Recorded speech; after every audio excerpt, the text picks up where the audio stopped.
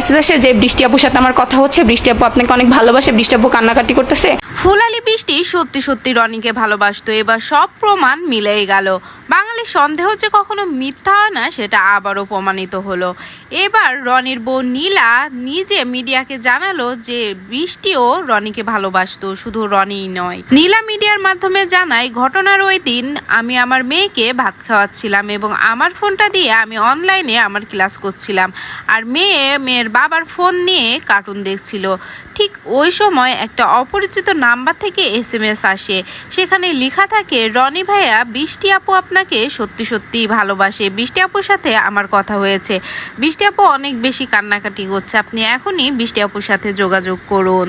কিন্তু এতদিন বাঙালি সবাই জানতো যে শুধু রনি বৃষ্টিকে ভালোবাসে, কিন্তু বৃষ্টিকে যখনই কোনো মিডিয়া পার্সন জিজ্ঞেস করেছে বৃষ্টি ও রনিকে ভালোবাসে কিনা, বৃষ্টি তখন বারবারই অস্বীকার গিয়েছে এবং বলেছে, রনি আর আমি শুধুমাত্র ভাই বোনের মতোই ভিডিও করি।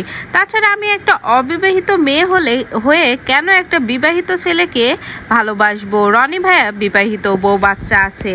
ঝামেলার 2 দিন পরেই বৃষ্টি নিজের গ্রামের বাড়িতে নিজের ছোট বোনের বিয়ে খেতে গেলেও এখন পর্যন্ত ঢাকায় ফেরেনি।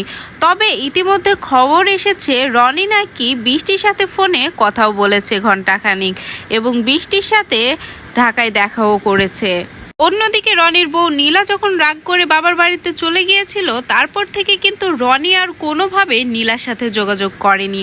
এমনকি রনির ছোট বাচ্চা মেয়েটারও কোনো খোঁজ খবর রাখেনি নাকি রনি। এমনকি রনি নাকি রনির বউ নীলাকে নিয়েও আসতে যাবে না।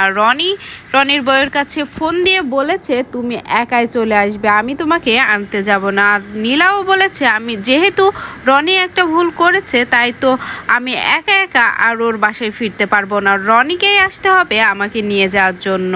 সো ভিউয়ার্স, এই বিষয়ে আপনার মূল্যবান মন্তব্যটি কমেন্ট করে জানাতে কিন্তু ভুলবেন না। ধন্যবাদ।